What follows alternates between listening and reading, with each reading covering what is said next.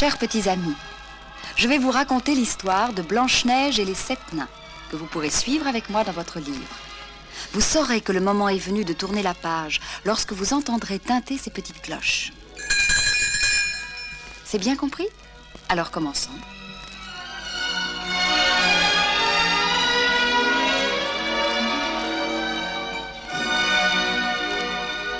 Dans un grand château, au royaume du Pays Blanc, vivait jadis une reine dont la beauté était célèbre à 100 lieues à la ronde.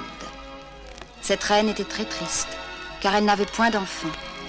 Un jour d'hiver, alors qu'elle tirait l'aiguille devant les hautes fenêtres de sa chambre, elle se piqua le doigt et une goutte de sang vermeil y perla. Oh ciel! Si je pouvais avoir une enfant dont la peau fût aussi douce et blanche que cette neige, les lèvres aussi rouges que cette goutte de sang, et les cheveux aussi noirs que ce bois d'ébène, comme je serais heureuse. Le souhait de la reine fut exaucé. Et quelque temps après, elle donna le jour à une petite fille qu'elle prénomma Blanche-Neige.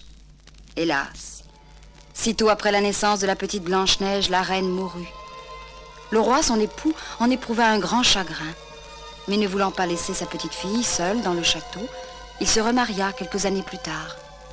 La nouvelle reine était très belle et très fière de sa beauté, mais elle n'aimait pas Blanche-Neige. Elle ordonna qu'on lui confiât des tâches rudes et difficiles. La petite princesse n'était vêtue que d'étoffes grossières et chaussée de lourds sabots. Elle devint pourtant une gracieuse jeune fille, belle et aimable.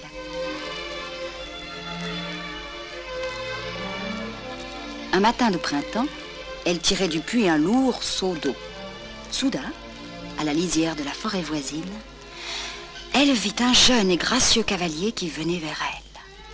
Petite princesse, vous êtes plus belle encore qu'on ne me l'avait dit. De grâce, ne fuyez pas. Mais qui êtes-vous? Je ne vous connais pas, je dois partir. Adieu. Pendant ce temps, dans la plus belle chambre du château, la reine, orgueilleuse et cruelle, s'apprêtait à consulter son grand miroir magique qui chaque jour la rassurait sur sa beauté et lui annonçait qu'elle était sans rival. Génie de mon miroir, réponds-moi sans détour. Ne suis-je pas toujours parée de mes atours, la femme la plus belle, ainsi que tous les jours? Comme toujours, Majesté, je vous dirai la vérité. Si votre beauté est extrême, il est dans ce château même une jeune fille au teint clair, dont la beauté n'a point de pair. Génie malfaisant, tu mens. Et qui? Dis-moi qui me dépasse en beauté? Blanche-Neige, Majesté. Tout en travaillant, Blanche-Neige rêvait au prince charmant qui viendrait un jour la chercher pour l'emmener dans son château.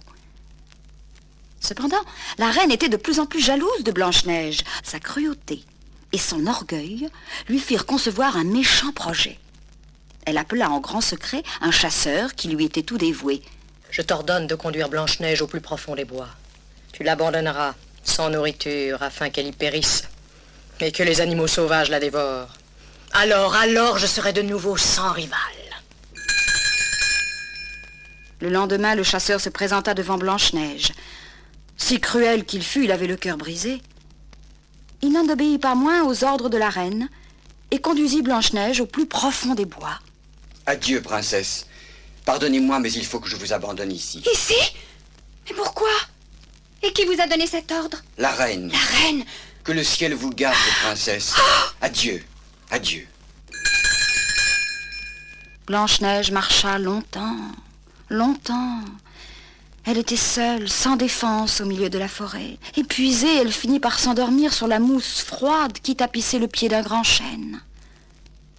Lorsque le jour parut, Blanche-Neige s'éveilla et fut toute joyeuse de constater qu'elle était entourée de gracieux petits animaux qui la regardaient avec de grands yeux étonnés. Guidée par eux, elle reprit son chemin à travers la forêt et ne tarda pas à déboucher dans une clairière au milieu de laquelle trônait une toute petite maison au toit de chaume, aux volets bleus et aux murs tout blancs. Oh, la merveilleuse petite maison. Oh, mais qui donc peut habiter ici? Oh, mes amis, voyez, la table est mise.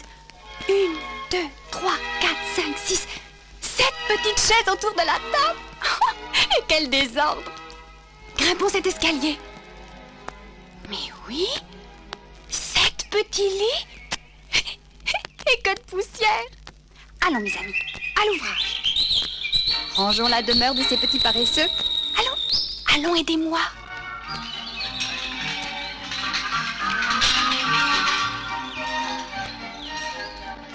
Avec quelle ardeur tous les petits amis de Blanche-Neige se mirent à la tâche. Bientôt la maison fut nette et brillante. Ah, épuisée par tant d'ouvrages, Blanche-Neige se laissa tomber sur le plus grand des petits lits et s'endormit profondément. Blanche-Neige ne se doutait pas qu'elle s'était endormie dans la maison des 7 nains de la forêt.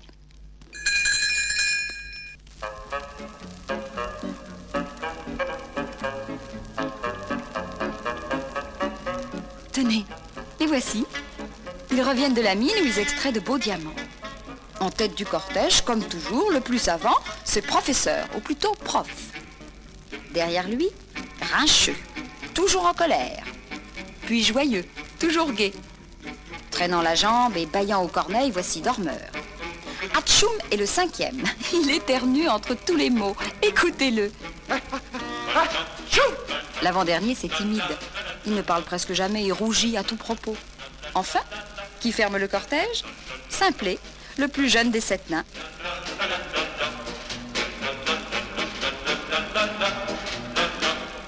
Halte, les amis. Regardez. La maison est éclairée et notre porte est ouverte. Chut. Avançons avec prudence et sans bruit.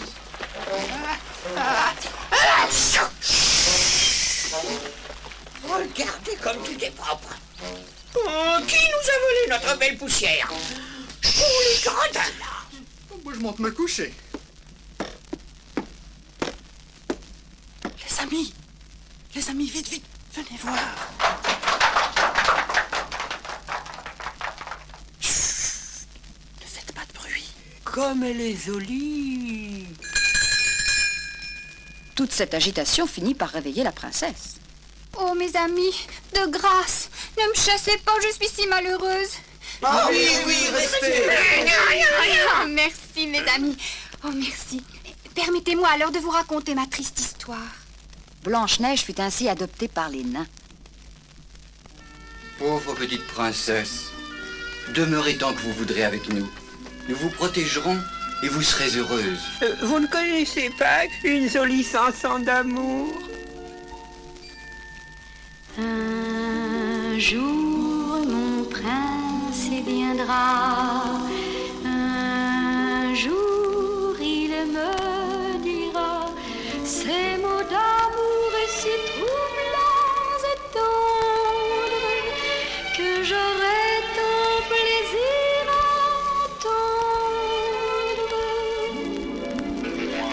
Un jour mon prince viendra, un jour il me dira ces mots d'amour si troublants et tendres que j'aurai tant plaisir à entendre.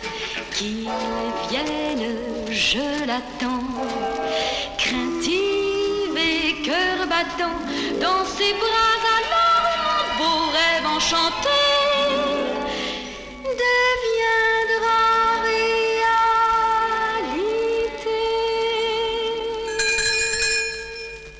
Au château, cependant, la méchante reine apprenait par son miroir magique que Blanche-Neige était encore en vie. Folle de rage, elle prépara avec soin un terrible breuvage et le but d'un trait. En un instant, elle fut transformée en une affreuse sorcière, maigre, voûtée et édentée. Mes mains! Pour elle, je mets dans ce panier de fruits cette belle pomme rouge et craquante que je lui offrirai. Une pomme empoisonnée. Dès qu'elle y mordra, elle s'endormira pour l'éternité. Et je serai de nouveau la plus belle du royaume. Ce matin-là, sans se douter du danger que courait Blanche-Neige, les nains étaient partis travailler. Pendant ce temps, la méchante sorcière atteignait la demeure des 7 nains. elle offrit à Blanche-Neige la pomme empoisonnée. À peine la petite princesse l'eut-elle goûtée qu'elle poussa un cri et tomba inanimée sur le sol. La vilaine sorcière fut bien vite punie. Un terrible orage éclata pendant sa fuite. Poursuivie par les nains et tentant de leur échapper, elle tomba dans un précipice et disparut pour toujours.